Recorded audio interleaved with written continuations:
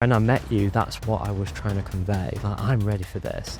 I want everything that comes with being a technical founder. Today is a perfect time for starting a tech business by someone that's not technical themselves.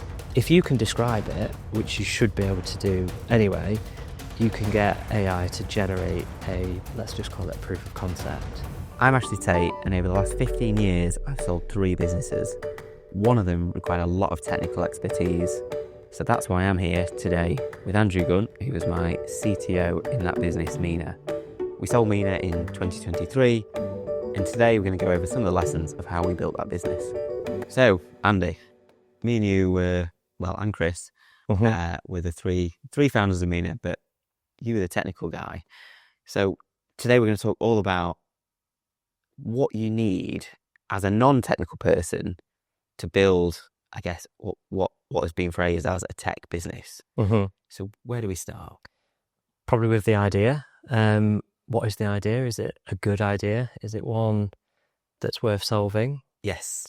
Yeah. So is it a real world problem? Exactly. Yeah. And ideally, I think it would be a problem that you've lived and breathed rather than a problem that you can just observe. Yes. I feel like if you're solving a problem for yourself, you're more likely to solve it in a better way and see that through, and you're doing it for reasons that impact you. Yes.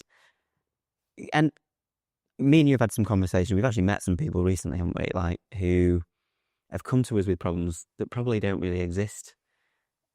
Yeah, I think some of those people that spring to mind might be looking to solve a problem using a technology. AI being, the notorious one at the minute. I think hot topic, isn't it? Yeah, I think everyone wants to get on the AI bandwagon. Therefore, they're looking for a problem that they can solve with that technology, as opposed to finding the problem first and going, does that need any of that technology? Is that appropriate? Yes. And when you say, does that need the technology then? So we've got a problem. What sort of problems need technology? Well, sorry to put you on the spot. No, that's fine. I think a lot of problems do need technology, but I don't think all of them necessarily need AI or that particular type of technology. So, I'd probably, my recommendation would be to just solve the problem in the most simplest form, rather than try and get on the hype train with AI.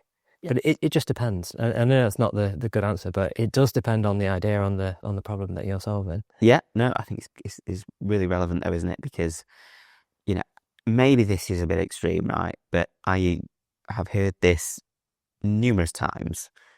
When it comes to the goggles, that's not what they're called, is it? The VR. The VR. Oh, the VR. Yeah.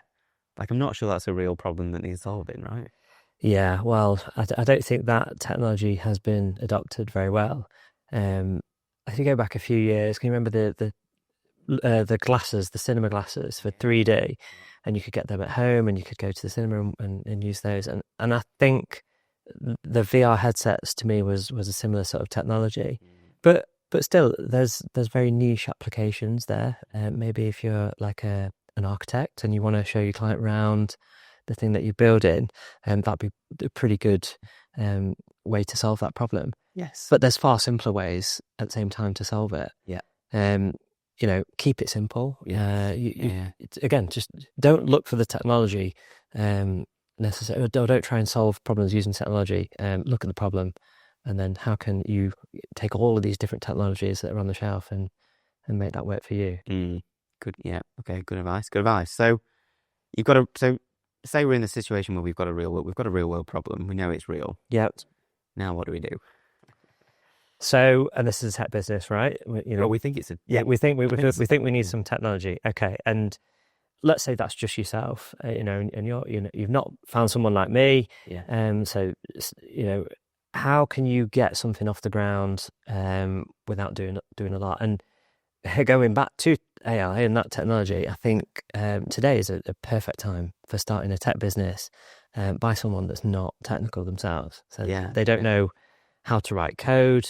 They basically just need to familiarize themselves with some of these AI technologies Lovable is the one that I think gets a lot of interest, and you can go on Lovable and you basically give it a prompt of the thing that you're trying to do, and that can create you a website, a mobile app, whatever. It can deploy it.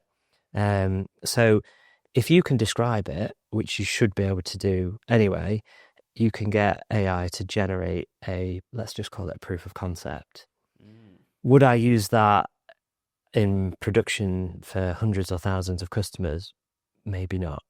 But that's not the point. When it's just you and you want to validate something, maybe you want to show a potential customer, someone that actually is suffering from that problem, I feel like that is a perfect way to go. And it's relatively like free. Mm-hmm. You know, Yeah. So essentially this is like building an MVP. Yeah. But you can do this without a co-founder, right? So you can without a technical co-founder, without anyone technical. Without anyone, you can do this on your own. You know, I'd literally had a conversation this week and gave that advice that is the perfect time to start a tech company as a non-technical founder. I think the more traditional route, and I still see it today, is to get some savings. You know, you're going to need a few thousand, maybe 10, 20,000, depending on what you're building. And you go and give that to an agency. Yes. And that's a viable option, but obviously you're sinking a large sum of your own money into that. And if that doesn't pay off, then it's money down the drain. So, like, what are you trying to do? You know, we started talking about the idea and if that's a real world problem and if it's worth solving. Yeah. You might think it is, but you don't really know. So you need more validation. You need to put something in front of the people that are having that problem. And I genuinely couldn't think of a better way, a more cheaper, quicker way to do that than using AI. Yeah, very good point. So Lovable, I mean, I've used that app. It's amazing. I mean, if I've used it, then you know anybody can use it. I think, yeah. Exactly. It's very approachable. And what do you think you can build with that? Like, can you build? So you say you can build an MVP. I mean, an MVP being minimum viable product, right? But there's also this thing we talked about. This like, is there like a minimum viable revenue generating product? You know, can you get that far with Lovable? I think you could. Yeah, I don't see why not. I mean, I would take it as far as you can until it just isn't working. So I don't know how far these technologies like Lovable have been taken in terms of a product that's been launched. Obviously, their business model is take an idea, take a prompt, and they'll generate you something. So let's say that's a web app, maybe even a mobile app. But as you keep iterating on that, it becomes more complex. And I imagine it becomes quite hard to maintain it. Yes. But I'm pretty sure you can generate some sort of revenue. At the end of the day, you can generate revenue with probably less technology. Spreadsheets have been around for decades. And I always say that you can do a hell of a lot with spreadsheets. You can pretty much run a business, and some people still do. Yeah. Off the back of the spreadsheet. Yeah. So very good. And this is like one of the things that I really kind of admire about you as a CTO is that lots of people with your knowledge want to just build shiny things. Well, yeah. I'm sure you want to build shiny. I love building shiny things. And most technical people do love building shiny things. But that doesn't necessarily mean that you should build everything new and shiny. And I like to build processes that don't scale. And Lovable could be seen as a process that just doesn't scale at a certain point. You know, I can't imagine running Facebook off Lovable, but could I imagine starting a business on it, especially one that's relatively simple in its problem that it's trying to solve? Absolutely. Just because you build something today that you know won't scale tomorrow, it doesn't mean that's not a bad way to go. It's the path of least resistance. Yes. You know, don't invest your time and money into something else when you could go a quicker way and get to your validation. Yeah. Good point. So imagine we've got to this validation stage now. So we've built this. We've got this idea. We've built something in Lovable. Yeah, some prototype of some sorts. Yeah, and it's working. Got some real interest. Mm-hmm. But it's still just me or you Yeah. and the no technical person. Yes.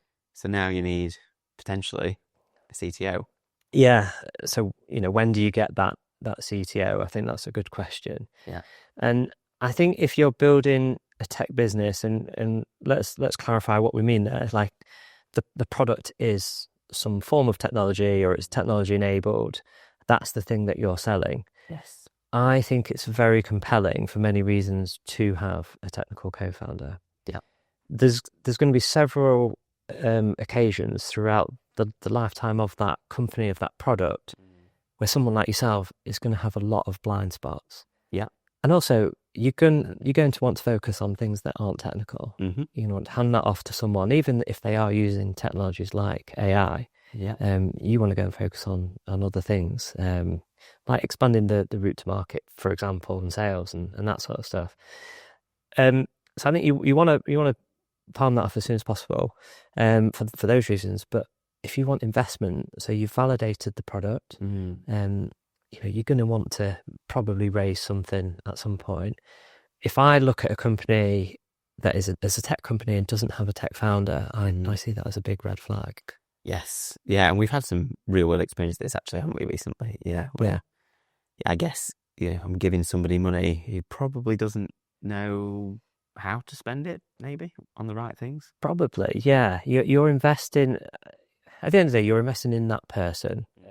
We all know that even if they have all of these things that we're saying, and an idea, you're really investing in that people, that person, in that relationship. Do you feel like you can trust them? But I do feel like you need someone at the helm at some point when it comes to tech, because if you don't, I feel like you're just going to end up with a mess. At some point. It's going to unravel. Yes. These AI tools like Lovable, like I just can't see them scaling at a certain point. They are great from getting you just off the ground, but you need a long-term strategy, and that's where a technical co-founder can really help. Yeah, absolutely. Okay, so what are we looking for then in a technical co-founder? How do we find the right one? Well, that is the $1 million question. Yeah. And I don't have the answers. I've been having conversations with people that aren't technical, that are trying to start up a company, and they're wanting to find their technical co-founder. Yes. And so my normal answer is, okay, I'll see what my network is doing and see if I can help in that way. And I've helped one or two, but that network quickly runs dry. Yeah. I think the hardest thing about finding a technical co-founder is they're probably going to come from a software development background, let's say, and they're going to be used to getting a salary. And this is not just about tech founders, it's probably about founders in general, but I think the hardest thing is, how are you going to pay them? How are they going to support their lifestyle? Yeah. And that's what we had to do with Mina. Like I couldn't afford not to take a salary, and you listened, and okay, we'll make that happen. But I don't know if that's normal. I guess maybe it's more normal for founders to not have a salary. Yeah. I mean, I suppose there's this other idea that you're both doing this on the side. Yes, yeah, which is what we did, right? Yeah. I was doing it on the side, but there still becomes a point when this is your full-time job, and unless that business is generating enough revenue and it's therefore grown organically, how can you pay that technical co-founder? So just putting the salary piece to one side for a minute. Yeah. Just finding a technical co-founder. Like, I'm not technical. I don't know what I'm looking for. Yeah. How do you meet someone? How do you know if they're good? They're what they say they are. Exactly. I mean, when me and you met, I just was like, you're technical, yeah. Yeah. So I'll fire that back to you, because you were in that seat when you met me. Yes. What was it about me that you thought, this guy knows what he's doing? That's a good question. Maybe you just got lucky. Yeah. Probably. I think it's gut feeling. I think the first thing I was interested in is, you sound credible. Like, you sound like you know what you're doing. Yeah. So fake it. Yeah. You're doing a good job of faking it, maybe, but you didn't sound like you were faking it, right? No. I don't know. It's really difficult to explain, but there was just this sense that You're interested in more than just writing Yes. good code. I think that I was just going to say exactly the same thing. So some people, they want a job, they go to work, they do the 9 to 5 and that's it. There's nothing beyond that. They're happy, they're content. With me, I always knew that there was something more that I could give. I wanted more control. I wanted more of a say in how the business was run. I'd had exposure to working in startups, and I really knew that's what I wanted to do. But I didn't have the ability to start the business on my own. I'm not that creative. I've not got the ideas. So I was looking for someone like you. I spent 35 years waiting for that. And I think when I met you, that's what I was trying to convey. Like, I'm ready for this. I want everything that comes with being a technical founder, which includes writing code in the early days, but all the other stuff. Yeah. And that's the difference. You can't find just someone who's good at code and creating things, but isn't prepared to get their hands dirty in HR, in InfoSec, in investor relations, and when we're doing the acquisition and all of that sort of stuff. Yeah, they have to be open to it. However, I think if I was a non-technical person looking for a technical co-founder, I would probably go for someone that's relatively young in their career. They're like a diamond in the rough. They're hard to find, but they're hungry for it. You don't need someone with 10 years experience. A couple of years, maybe 3 or 4 years could be enough. It is ultimately about trust. And that's what it boils down to. It's like getting into any relationship. Yeah, true. And I think specifically for early stage, there's a risk of having someone too experienced. Oh, 100%. Yeah. They just come with a different level of baggage. If you've got someone that's been at a big corporate for the last 10 years, they're quite comfortable with that. And they might be too hands-off. The thing I found at bigger companies is they've got teams under them and probably layers of people that get things done. Whereas in a startup, you are the one that gets it done. Yeah. So roll your sleeves up. You've got to roll your sleeves up. Now, you could come back down from a big corporate because you've realised that I don't want to climb that ladder anymore, and you want to get your hands dirty. But I think you're more likely to succeed, and that's going against where I was probably in my career. Yes. If you get someone a bit younger, they're probably going to have less commitments. They might not have a mortgage, for example. They might not have a family. Like, I had those things, which made it difficult in terms of money, effectively. Like, I couldn't abandon that lifestyle. If I was in my early 20s, I was still living at home. I could probably afford to do no salary. So it swings and roundabouts. There's no right or wrong. Yeah, makes sense. So you've got the co-founder, got this technical co-founder. Is he or she? Maybe is the person you need. And then thinking about where we were at Mina. So we were in that situation. There was me, you, and Chris. Yeah. What did we get right, and what did we get wrong following that? I think we probably hired a bit too quickly and didn't realise exactly what we needed and what those people should be doing. Yeah. So we didn't experience enough pain individually. We just said, there's probably going to be some pain in that area. And, you look like a good person that could take that pain or resolve that pain. Go and figure that out. Yeah. So we gave a lot of people the trust and accountability and responsibility, but I don't think that was the right approach. I think we should have lived and breathed those pain points, and then maybe we resolve them in a different way, or at least we know what to tell someone when we do hire them to come and sit in those seats. Yes, yeah, and you've said a few times, it's almost like, yeah, you need this list of things that they're going to do. Oh, 100%. That I've said that a few times, but I've never done it, and hopefully in the future that's how I'm going to hire. Yeah. It starts out with in the next 6 weeks, let's say, these are the things that I want you to do. Yeah. Because these are the things that we can't do, because we're so busy doing other things. How many people did we hire, and they go on notice, and then their first day comes, and we're still sort of scrambling around for them to do things. Mm-hmm. Yeah, we had a lot of that. But just to counter that point, like we hired some really good people because they were really good. And I remember having conversations, something along the lines of, we don't really know what they're going to do, but they're so good, we've just got to get them. Yeah, I've heard that for many years in my career, and I think if you've got the money to do that, then it's a good strategy. Yes. You know, you don't know what we're gonna do with you, and maybe we don't want you to go and work for a competitor. Maybe that's part of the mentality. But I think if you want to grow at a steady pace, you need to know exactly what they're going to do, and not be driven by external factors. Yeah. The business should be driving the growth of the business, not someone coming knocking at the door. They're really good, and then you go, we need to find a position for you. Yes. Should be the other way around. Yes. Yeah.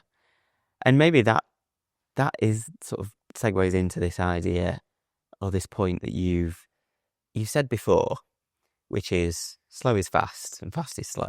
Yeah. And I think the consensus around how fast businesses should grow is changing. I think so. Yeah, I'm hearing a lot of that in America as well, where VCs just chuck loads of money at startups and they get on that train and that's it, and they're stuck on it. Whereas there's a few challenges to the norm, I'd say, and or growing organically, growing slower. You know, there's that sort of mentality there, and I just think it's a more sustainable approach. Yeah. And it's not for every business. Could we have raised less? Maybe. You know, it's a question that we. It was just quite easy for us to get money. I don't want that to sound like, you know, it's like we're the best at raising money, but we raised some from friends and family, and then we had FleetCore, who are now Corpay, do two subsequent rounds. So maybe that was why we raised a lot of money. But yeah, we raised a lot of money. We spent a lot of money. We did spend a lot of money, and after every raise, it was a case of, okay, what new people do we want to hire? And maybe that improved the growth of the business. Maybe it didn't. That's the point that I'm trying to make here. Yes. You know, if you look at it, you know, scrutinize every cost, and people are the biggest cost. You should only hire when you know they're going to do something for the mission or the growth of that business. I'm not saying that the people that we hired didn't, but we could have maybe hired in a different way, a slower way. Maybe we got to a point where we were too comfortable too soon, which does happen in startups. Yeah, absolutely. You end up with very talented people managing people. Exactly. You have to create hierarchies when you get to a certain amount of people. I can't remember the exact numbers on, you know, once you get past a certain threshold, and I think it's quite low, the company just changes, and you have to then just keep going. Yeah, I think we need to fact check this, but it could be something like 10 or 15, and then you might as well be all the way up to 50. Yes, I think it's something like it's like the first 8, then is it 20 and 40, and beyond 40. Exactly. You don't know everyone's name, and exactly. Changes. The lines of communication just increase significantly the more people that you hire, and it just becomes harder to get that message out, especially from your perspective. Yes. You know, you want everyone to know that they're on the same wavelength. And how do you deal with this? Because this is a problem that I hear lots of people talk about. Is you've got some really capable, especially in tech, right? You've got very well-paid, experienced, technical, capable people not writing any code. And is that what you want? What, in terms of a technical co-founder, or just tech people in general? So tech people in general. So you're building a tech team. Yeah. And you've got very well-paid people not essentially building your product. Yeah, I mean, I think you're going to get different opinions on that depending on who you ask. And so my opinion is that I think people like that should still be writing code. I think the CTO of a startup should be writing code to a certain extent. I think the things that took me away from that were the layers that we'd added. So we added layers of management, and I felt disconnected from the team.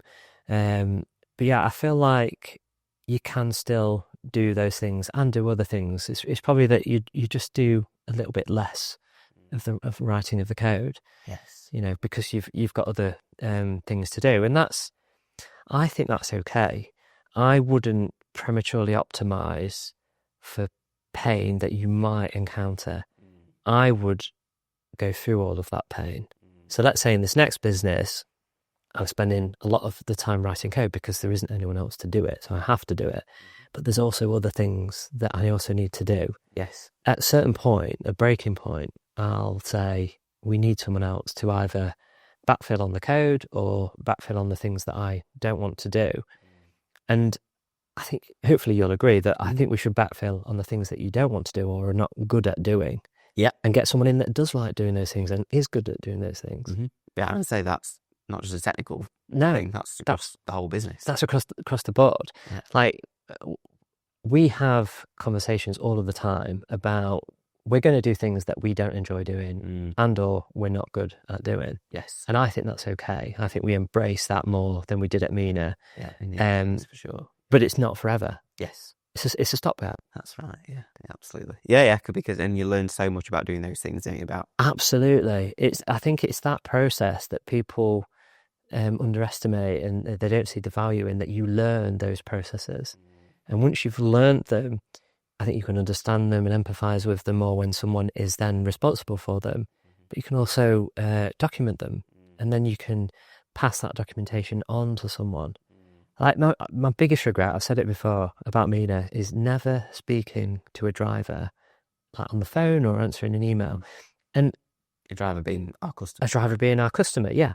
And I'm not afraid of saying I wouldn't enjoy speaking to drivers. It wouldn't be what I'm good at, but it's what I should have done. Because then I really understand the pain points of those drivers. And I can either spend my time answering more of those phone calls about that particular type of issue, or say, I don't want to do any of that. So I'm going to create a solution that just takes it away completely. Yes. And we did that eventually, but it took us probably 18 months, 2 years to get to the point where we prioritized that, because we'd put a big team in place to handle that pain.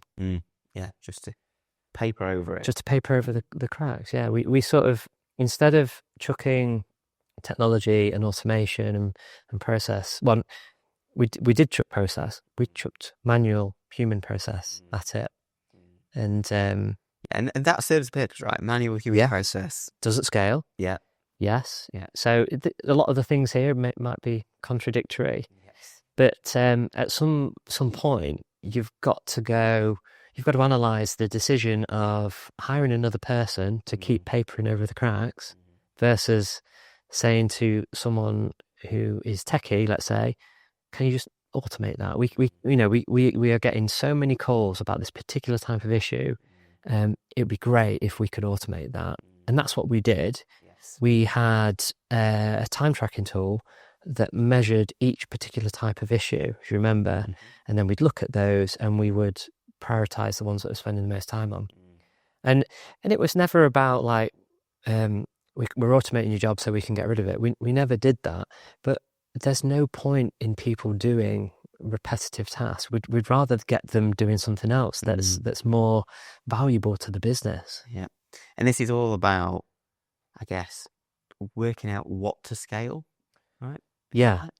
And when to scale it. But if you start with the principle of you're going to create processes that don't scale, that is the right mentality, in my opinion, because you don't know which processes need scaling or you even need in the first place. Yes. So if you create a process that is used a lot, that's a good problem to have. It is not scaling. Again, a good problem to have. It shows that you have gone with your gut in the right way. Yes. At Mina, we made some bad decisions business decisions in terms of focusing on different customer segments, apartment charging being one of them. And if we had have gone full automation on those processes and then abandoned it, it would have been a big waste of money and potential growth value for the business, because when you say yes to something, you say no to something else. Yes. So start manual, start things that don't scale, get to that pain threshold, look at automation, look at technology, look at AI, because that is one of the most common technologies, and start from there.